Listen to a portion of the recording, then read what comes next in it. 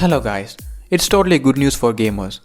Valve introduced a new gaming console, Valve Deck, with SteamOS 3.0. What is SteamOS? It's a Linux-based operating system designed and developed by the Valve company, which is used for gaming purpose.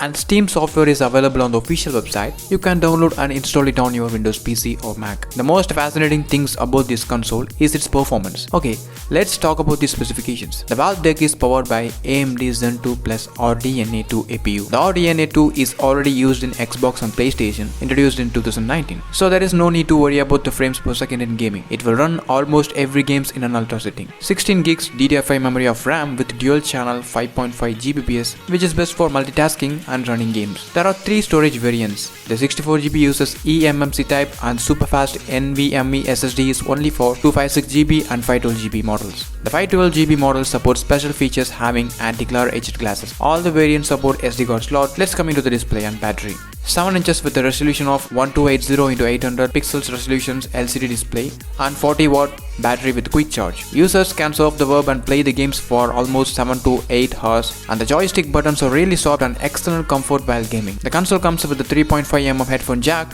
and Bluetooth and also with USB-C type. Already 75,000 of reservations are made, 40,000 reservations for 512GB version around the globe, and the console pricing ranges from $399 to $649. Thanks for watching. Hope you all like this video. I am Manoj and this is VTuber.